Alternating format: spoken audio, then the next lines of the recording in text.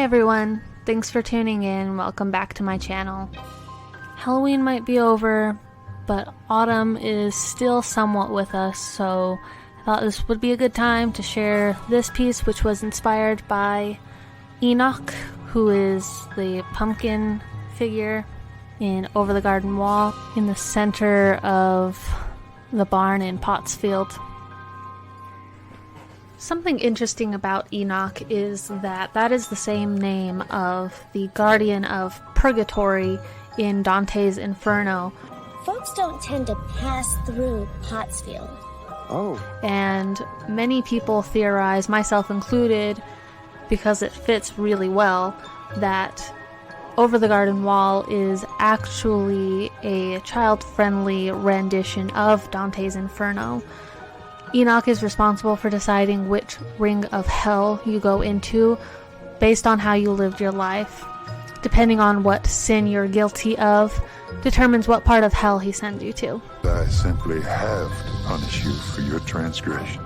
In this one, you'll see me adding little tiny microscopic details inside of his mouth and his eyes, and some texture on his clothes. Not all of it stays, but some of it does. I feel like every time I go to make a new painting, I switch up the way that I approach my process, and I don't know why. I guess because I'm still trying to discover my process, especially on a digital format.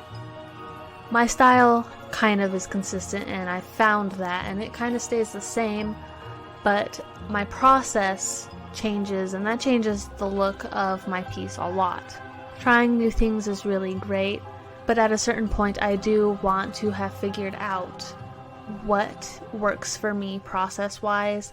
I want to settle on a process that I actually find enjoyable to do and like the outcome of how it looks.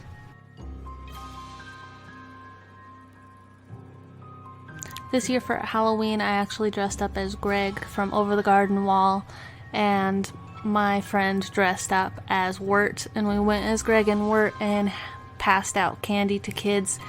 I made this little frog bag and stuck candy down it, and so kids could stick their hand down the mouth of the frog to get themselves some candy.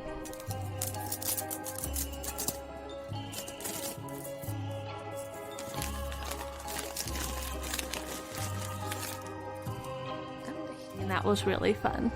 This was a good Halloween, and seems to be a little bit of a theme going on for me about Over the Garden Wall, because I love that show so much. Now I'm adding those little hatch lines again in his mouth and in his eyes. Here you can see me adding in some texture again, and I use some stamp-like brushes, which again is not really something I do before or after this specific drawing, but I wanted to try it out and see how it worked, and for this piece it works. I don't think I'll really have it be a part of my process always, but this time it was okay.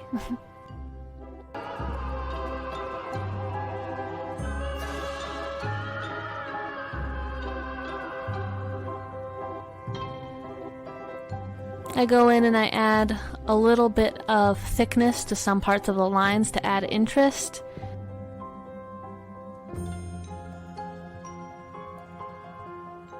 And then I start on the background sketch. I love how with these trees I didn't really fill all of it in. Like, it's not a complete solid shape. The bottom of the tiers of leaves on the pine trees are open. And with the cloud and the moon, it overlaps the lines. I didn't erase that part of the moon because something about this piece that I wanted was to add an element of otherworldliness and trippiness, which we'll see more elements be introduced that fit that as well later. If you've seen any of my other art time-lapses or my older artwork, you can see that I'm trying to move away from as bold of candy colors as I use in the past, especially for clowns. I wanted it to look a little bit more earth-toned, especially because it's a autumn-themed setting. But even then, I still think I chose very candy-ish colors, especially as I start to edit it. I just saturate it more and more.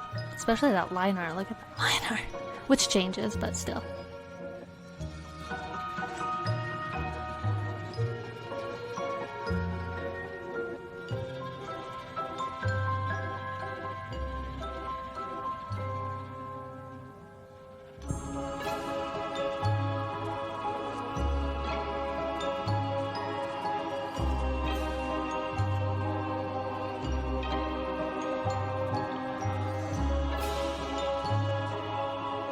I originally tried to make a gradient on his arms, like a rainbow gradient, but I wasn't liking how it was working, so I just made it all one color and then made a mask and colored it red. And that makes it sort of like a gradient, but it's more airbrush, but I think it looks better, so...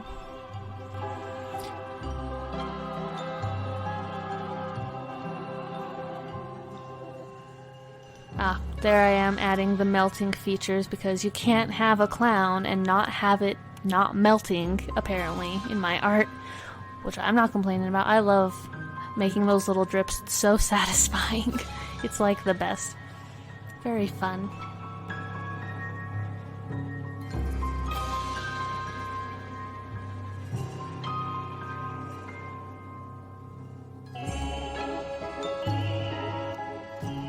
Changing the lighting quite a bit. I'm trying to make it look a little bit more like it belongs in the environment. And I know the contrast is not the best, but yeah, it gets better.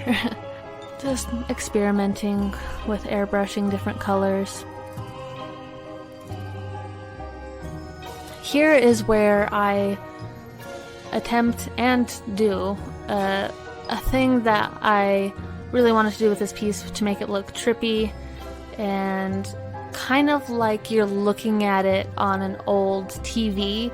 Sometimes old shitty TVs have this thing where the image is shifted slightly to the left and is red, and then it's also at the same time shifted slightly to the right and is blue.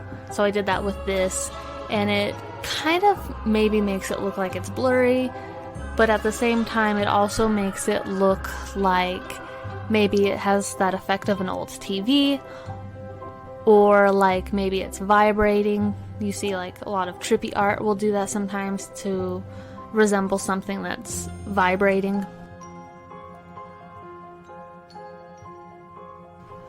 And of course I had to add some mushrooms, but with that, this piece is done.